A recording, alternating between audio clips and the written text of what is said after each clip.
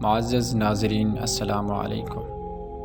ناظرین، ترکی ڈرامہ نظام عالم میں پیش کیا گیا کردار نظام الملک طوسی، سلجوق سلطنت کو آسمان کی بلندیوں تک پہنچانے والا۔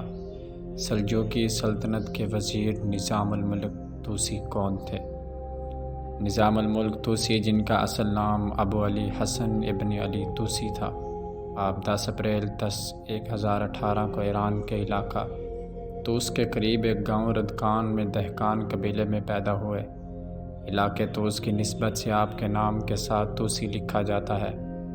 آپ کے والد کا نام علی بن اسحاق تھا۔ آپ کے والد غزنویوں کے یہاں مالی افسر کی حیثیت سے خدمات انجام دیتے تھے۔ تاہم 1040 میں ڈنڈانکان دہقان کی لڑائی میں سلجوق ترکوں نے غزنویوں کو شکست دی اور خراسان کو فتح کر لیا۔ ابو علی حسن نظام الملک کے والد علاقہ غزنی سے فرار ہو گئے۔ نظام الملک اپنے والد کے پیچھے غزنی چلے گئے اور وہیں پر آپ نے پہلا سرکاری دفتر سنبھالا۔ نظام الملک غزنی میں 3 یا 4 سال رہے اور اس کے بعد غزنوی دربار چھوڑ دیا اور سلجوق سلطنت کی خدمت میں حاضر ہوئے۔ سال 1043 کے لگ بھگ ابو علی حسن نظام الملک نے غزنویوں کی خدمت کرنا چھوڑ دی اور سلجوق ترکوں کی خدمت میں حاضر ہوئے۔ آپ کی قابلیت کو دیکھ کر آپ کو 1049 تک پورے خراسان صوبے کا چیف ایڈمنسٹریٹر بنا دیا گیا۔ آپ سلجوقی سلطنت کے سکالر اور وزیر تھے۔ آپ اپنی ذہانت کی وجہ سے کم عہدے سے اوپر اٹھے۔ نظام الملک 1072 میں سلطان الپ ارسلان کی شہادت کے بعد 20 سال تک سلطنت کی ڈی فیکٹو حکمران رہے۔ اسلامی تاریخ میں نظام الملک نے ایک اچھے وزیر کی حیثیت سے اپنی خدمات سر انجام دی۔ ان کی ایک سب سے اہم میراث سلجوق سلطنت کے پورے شہروں میں مدرسہ قائم کرنا تھی، جس کو نظام الملک کے بعد ان مدرسوں میں نظامیہ کہا جاتا تھا۔ انہوں نے کتاب سیاست نامہ لکھا، جس میں ایک ایسا سیاسی مقابلہ تاریخ کیا جو انصاف، مؤثر حکمرانی اور اسلامی معاشرے میں حکومت کے کردار پر یہ کتاب مرتب کی۔ ان کی ایک سب سے اہم میراث سلجوق سلطنت کے پورے شہروں میں مدرسہ قائم کرنا تھی۔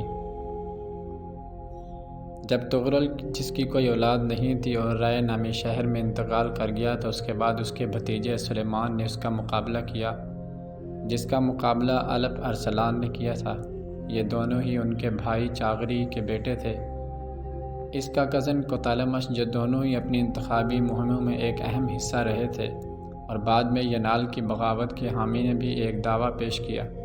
الپ ارسلان نے نظام الملک کی مدد سے کوتالمش کو شکست دی اور 27 اپریل 1064 کو اس کی جانشینی سنبھال لی۔ الپ ارسلان نے سلجوق کے دائرے میں اپنی طاقت کو مستحکم کرنے کے بعد امیر نظام الملک کو اپنا وزیر مقرر کیا، جو الپ ارسلان کے بعد ملک شاہ اول کے دور حکومت میں اسی منصب پر قائم رہے۔ نظام الملک کا خطاب بھی دیا گیا، جو رہتی دنیا تک آج بھی نظام الملک کے نام سے مشہور ہے۔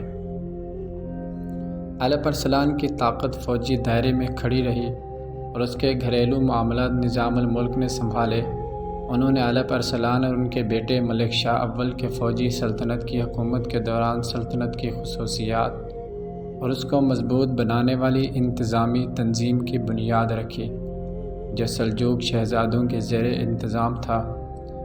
اس طرح کے فوجی اجتماعیت نے خانہ بدوش ترکوں کو سلجوق کے دائرے میں موجودہ ایرانیوں دیگر قائم ثقافتوں کے وسائل حاصل کرنے